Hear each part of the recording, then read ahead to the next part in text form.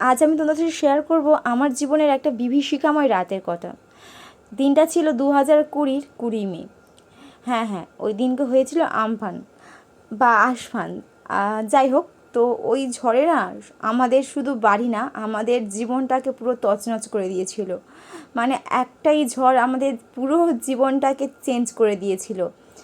পুরো তিনটে তিনটে কামরার ঘর আমাদের একদম ধূলিসাৎ হয়ে গেছিলো। যাই হোক, সেই দিনের আতঙ্ক কিন্তু আমরা আজও কেউ কাটিয়ে উঠতে পারিনি। তাই সামান্য একটু ঝড় হলেই কিন্তু সেই মনের মধ্যে সেই ভয়টা কাজ করে, সেই আতঙ্কটাই কাজ করে। তো এখন বুঝি, জানো তো, মাথার ওপর যদি শক্ত ছাদ না থাকে তাহলে মানুষ কতটা কষ্ট করে। বৃষ্টির দিনে অনেকে স্ট্যাটাস দেয় বৃষ্টির দিন খিচুড়ি খাচ্ছি বা এই করছি ওই করছি, কিন্তু আমাদের ঝড় বৃষ্টির দিনে না বুকের মধ্যে ধকধক করে যে না জানি কী হয়, না জানি কী হয়। তো এটাই বাস্তব যে মাথার উপর কিন্তু শক্ত ছাদ দরকার।